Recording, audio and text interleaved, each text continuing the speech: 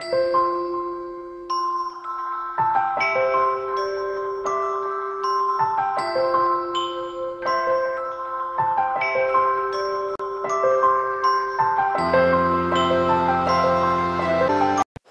या सभेचे प्रमुख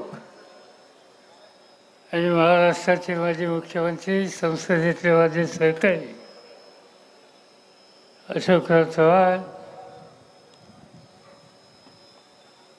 ज्यांचे आत्ताच आपण विचार ऐकले, ज्यांचं भाषण ऐकलं, त्यांचं भाषण पाहिलं, ते आपल्या सगळ्यांचे सहकारी छगन भुजबळ, भारतीय शेतकरी कामगार पक्षाचे नेते भाई जयंतराव पाटील, पीपल्स रिपब्लिकन पार्टीचे प्रमुख प्राध्यापक जोगेंद्र कवाडे, व्यासपीठावरचे सगळे मान्यवर आणि उपस्थित बंधू भगिनींनो, आता भुजबळांचं भाषण ऐकल्याच्या नंतर या ठिकाणी काही बोलायची आवश्यकता असं मला वाटलं नाही.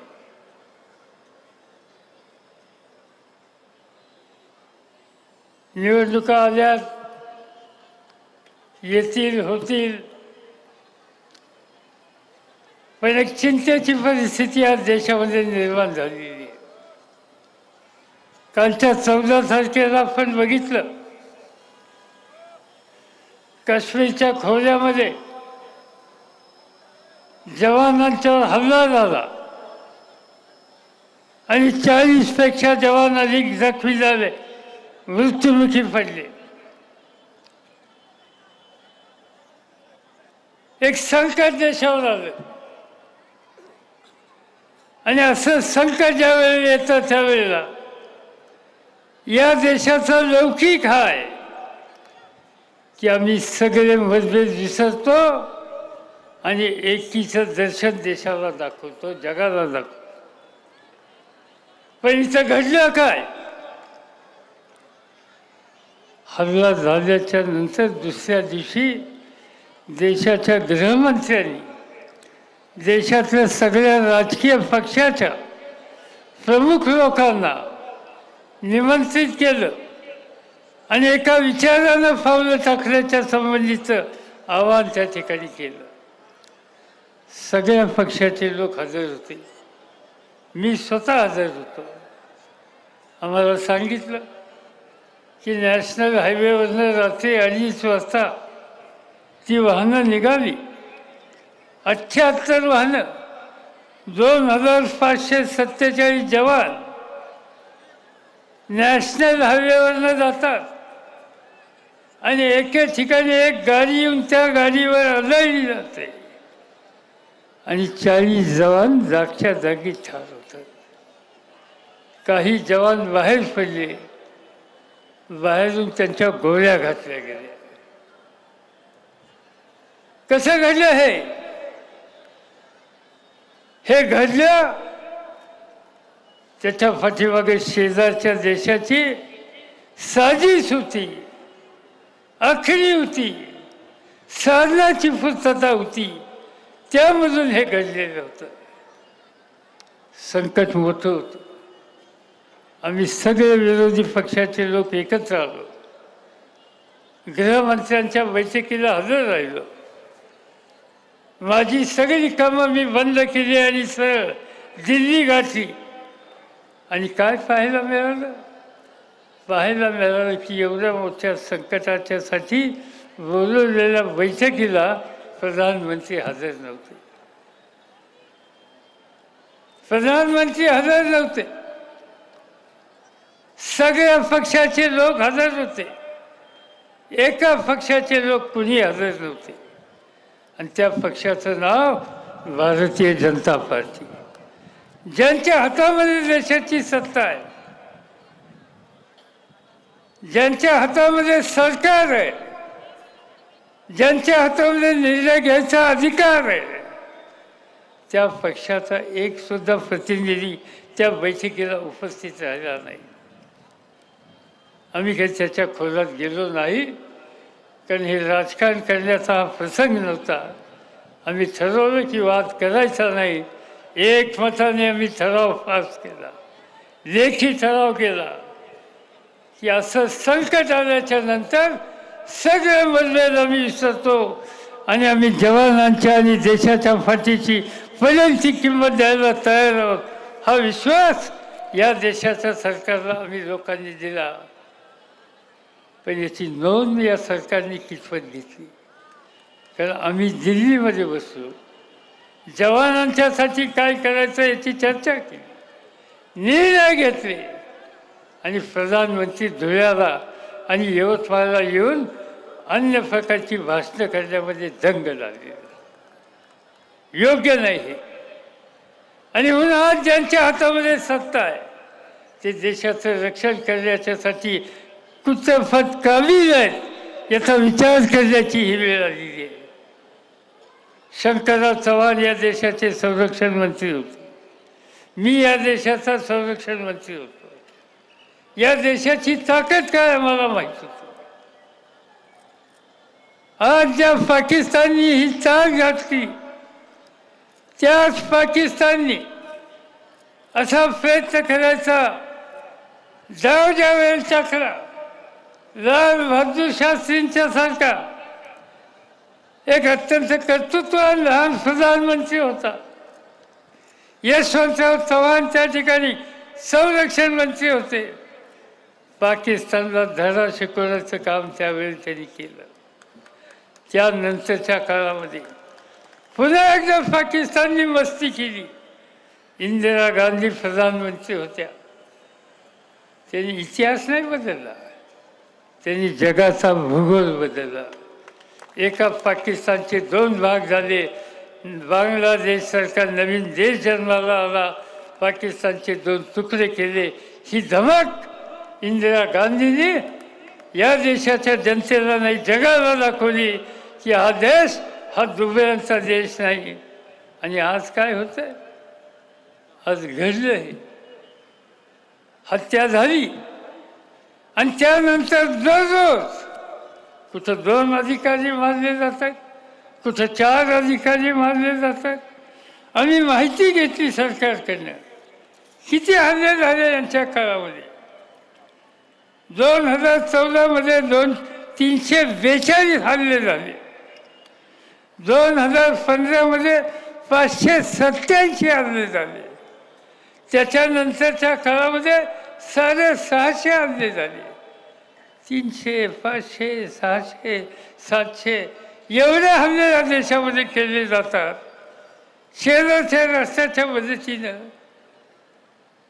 आणि हे सरकार 36 इंची 56 इंची छातीची गप्पा मारतात. मला आठवतं की एक हल्ला कुठेतरी झाला, 2 सैनिकांची हत्या झाली. आजचे प्रधानमंत्री हे गुजरातचे मुख्यमंत्री होते. त्यांनी भाषण केलं कि मनमोहन सिंह जी, पाकिस्तान को लव लेटर भेजना बंद करो. एक आदमी हमारा मारेगा तो हमारी हाथ में हुकूमत आएगी तो हम 4 की हत्या वहाँ करेंगे. ये ताकद हम दिखाएंगे. आणि आज हेच आपण बघतोय की शेकडो हल्ले होत आहेत, शेकडो माणसं आमची दरवर्षी होत आहेत, अधिकारी मरत आहेत. या देशाचं रक्षण करणारा या राज्याचा मायेचा भूत त्या ठिकाणी मृत्युमुखी पडतोय. पण हे सरकार त्यांचं संरक्षण करू शकत नाही. आणि म्हणून अशा दुबळ्यांच्या हातामध्ये सत्ता आहे, रक्षण करू शकत नाही. अनेक सहकारी मित्रांनी सांगितलं गेल्या 4.5 वर्षात काय केलं. नोटाबंदीचं सांगितलं, कोट्यावधी रुपयाचं नुकसान झालं. नोटबंदी जाहीर केली. दुसऱ्या दिवशी मोदी पुण्याला आले होते. वसंतदादा सहकारी संस्थेवर एक उसाचं संमेलन होतं. मी त्या संस्थेचा अध्यक्ष होतो. त्या संस्थेमध्ये प्रधानमंत्री आले. प्रधानमंत्र्यांनी सांगितलं की नोटबंदी केली, काळा पैसा संपेल, दहशतवाद संपेल, आणि आज काय फायदा पण नोटबंदी झाली, गरीब माणसाला लाईनीमध्ये उभं राहावं लागलं. त्याला विचारलं काय बाबा, तो म्हणला बरं झालं. मी त्याला विचारलं बरं कसं झालं. नाही म्हणजे गावातला जो मोठा होता त्याच्याकडे गव्हार होतं, त्याचं गव्हार गेलं. आम्हाला कौतुक वाटलं. पण थोड्या दिवसामध्ये त्या बिचाराला कळलं सबन शेती अर्थव्यवस्था उद्ध्वस्त झाली. आमची आई बहीण दुधाचे पैसे येतात, अंडी विकून पैसे येतात, भाजीवाल्याचे पैसे येतात. ती आमची शेतकरी कुटुंबाची माता त्यातले 2 पैसे कुठे लपवून ठेवते. उद्या बरावचकार आला, पोरगा आजारी पडलं तर दवाखान्याची व्यवस्था करते. ह्या सगळ्या नोटा साफ झाल्या. पैसा मोठ्याचा गेला नाही, पैसा गरिबाचा केला. त्या नोटबंदीने गरिबाचं जीवन उद्ध्वस्त केलं. हा निकाल या सरकारने केला. जीएसटी नावाचा कायदा केला. सबन व्यापारी वर्ग जो मोदींच्या पाठीशी होता, मोदी मोदी या घोषणा देत होता, एका जीएसटीने लाखो व्यापाऱ्यांचं जीवन उद्ध्वस्त केलं. आणि हा सगळा व्यापारी वर्ग आज मोदींच्या विरोधी गेलेला दिसतोय. कर्जमाफीचा उल्लेख या ठिकाणी केला. कशी कर्जमाफी केली, आत्महत्या लोकांनी केल्या. मला आठवतं मी शेती खात्याचा मंत्री होतो. यवतमाळच्या जवळ एक आत्महत्या केली झाली, बातमी आली. त्या रात्री मला झोप आली नाही. दुसऱ्या दिवशी सकाळी मनमोहन सिंग प्रधानमंत्री यांच्याकडे गेलो आणि त्यांनी सांगितलं मनमोहन सिंग साहेब आपल्याला यवतमाळला जायचं आहे. ज्या कुटुंबातल्या भगिनी करत्या पुरुषांनी आत्महत्या केली त्याच्या कुटुंबाला जाऊन भेटायला यायचं. 3 दिवसाच्या आत मी आणि मनमोहन सिंग नागपूरला गेलो, दिल्लीहून वर्ध्याला गेलो, यवतमाळला गेलो आणि त्या माऊलीच्या घरामध्ये गेलो. त्या माऊलीला विचारलं का तुझ्या मालकांनी आत्महत्या केली. त्यांनी सांगितलं कर्ज होतं, बँकेचं कर्ज होतं. बँकेने नोटीस पाठवली, कर्जाचा हप्ता भरला नाही, हप्ते थकले आणि बँकेची नोटीस अशी होती की तुझ्या घरादाराचा भांडी कुंड्याचा लिलाव होणार. मुलीचं लग्न ठरलं होतं आणि मुलीचं लग्न जवळ आलं आणि त्याच वेळेला माझ्या संसाराचं, माझ्या भांड्याकुंडीचा जर लिलाव निघाला तर माझ्या मुलीचं लग्नसुद्धा मोडल्याशिवाय राहणार नाही याची चिंता त्या शेतकऱ्याला होती. आणि त्यामुळे तो इंजिन फेरला आणि त्यांनी त्या ठिकाणी जीव दिला. हे चित्र आम्ही पाहिलं. कशामुळे हे झालं? कर्जाच्या ओझ्यामुळे. दिल्लीमध्ये परत गेलो आणि 8 दिवसाच्या आत मनमोहन सिंगाच्या नेतृत्वाखालच्या सरकारमध्ये आम्ही ठराव केला, निर्णय केला. 71,000 कोटीचं कर्ज एका रकमेनं माफ केलं. काही त्या ठिकाणी बघितलं नाही, सरसकट कर्ज माफ केलं. आज सरकारने सरसकट माफ केलं. हा उतारा द्या, तो उतारा द्या, ऑनलाईनवर द्या. रात्रभर माणसं बसली. निम्म्या लोकांना सुद्धा कर्जमाफी मिळाली नाही आणि सांगतात कर्जमाफी आम्ही केली. काही केलं नाही शेतकऱ्याच्यासाठी. या शेतकऱ्यांनी, मला आठवतं शेती मंत्री मी असताना सुरुवातीला आम्ही बघितलं अन्न राहण्याची अडचण होती. अधिक किंमत द्यायचा आम्ही निकाल घेतला. या बळीराजानं परदेशातलं धान्य आणण्याची परिस्थिती बंद केली आणि त्याचं कारण पूर्वीच्या सरकारने उत्तम किंमत दिली. ती किंमत आज हे सरकार या ठिकाणी देत नाही आणि चांगली किंमत दिली. त्याचा परिणाम काय झाला? हा देश जगातला 1 नंबरचा तांदूळ निर्यात करणारा देश तर या जगामध्ये झाला गेला. हे आमच्या शेतकऱ्यांनी केलं. काळ्या आईशी इमान राखणाऱ्यांनी केलं. हा देश जगातला 2 नंबरचा गहू निर्यात करणारा देश झाला. हा देश जगातला 2 नंबरचा कापूस निर्यात करणारा देश झाला. हा देश जगातली 2 नंबरची साखर दुनियाला पाठवणारा हा देश झाला. केवळ या बळीराजाला त्याच्या घामाची किंमत दिली तर या बळीराजाने एक नवीन इतिहास तयार केला. आज आत्महत्याची संख्या वाढली.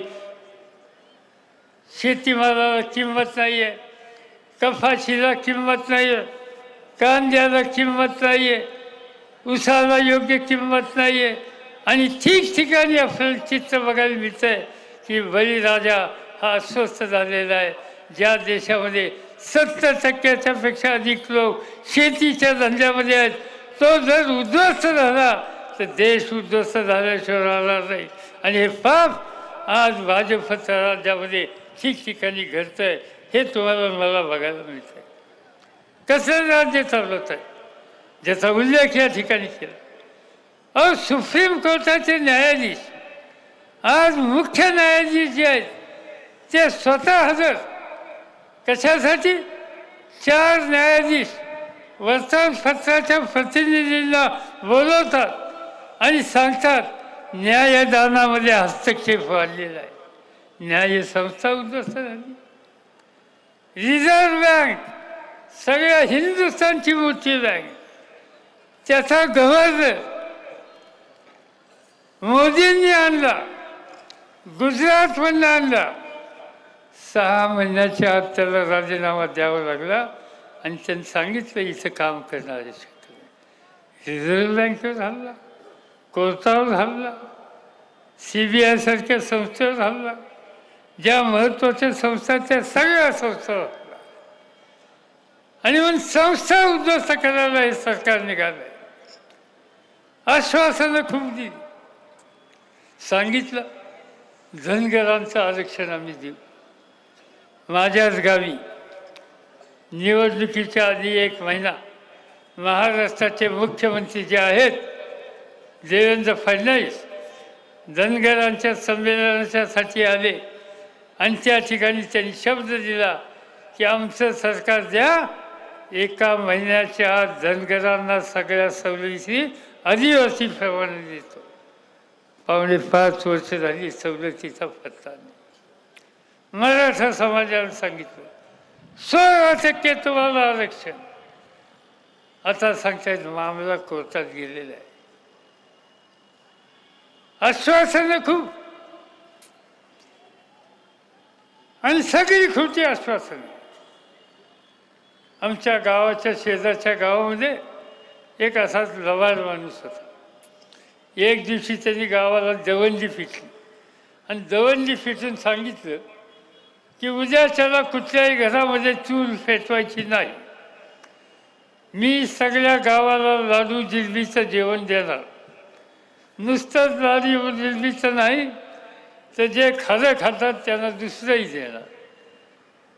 फक्त सकाळी 11 वाजता ताट वाटे घेऊन यावं.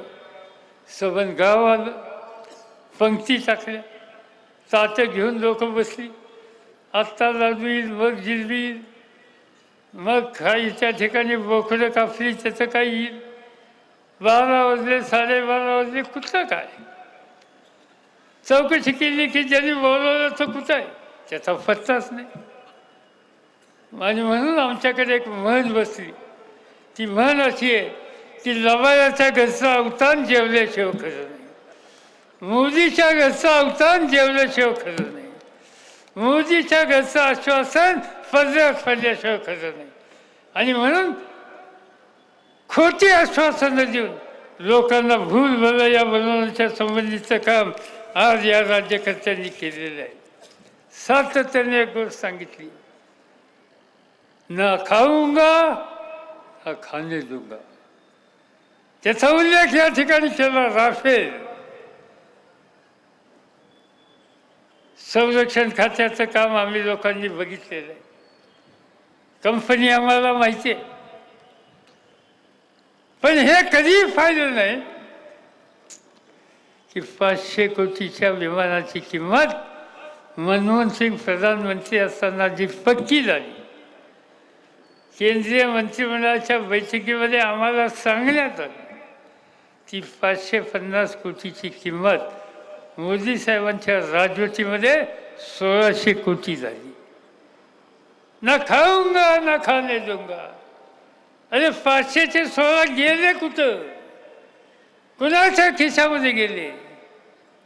आणि सांगतात की इकडून निकाल आला, कोर्टाने असं सांगितलं, त्यांनी तिकडं असं सांगितलं. ह्या सगळ्या गोष्टी लपवण्याच्या संबंधीचा प्रयत्न आहे. पण मी सांगतो की हे राफेलचं भूत या सरकारला गाडल्याशिवाय राहणार नाही. या देशाच्या संरक्षणासाठी घेतलेली हत्यार आणि त्याच्यामध्ये झालेला भ्रष्टाचार हा ज्या दिवशी सिद्ध होईल त्या दिवशी या सरकारला, या सरकारचं नेतृत्व करणाऱ्यांना या देशामध्ये थोबाडसुद्धा दाखवायची स्थिती राहणार नाही आणि लोक त्यांना धडा शिकवल्याशिवाय राहणार नाही याची मला पूर्णपणाने खात्री आहे. आणि म्हणून अशा लोकांच्या हातामध्ये सत्ता द्यायची नाही हा निकाल घेतला पाहिजे. आणि त्यासाठी ही आजची पहिली बैठक आहे, ही पहिली सभा आहे. संपूर्ण महाराष्ट्राचं लक्ष आज नांदेडच्या सभेकडे होतं. संपूर्ण महाराष्ट्राला जाणून घ्यायचं होतं की सगळी व्यासपीठाची मंडळी या ठिकाणी एका सुरामध्ये एका जीवाने राहतात का नाहीत, बोलतात का नाहीत.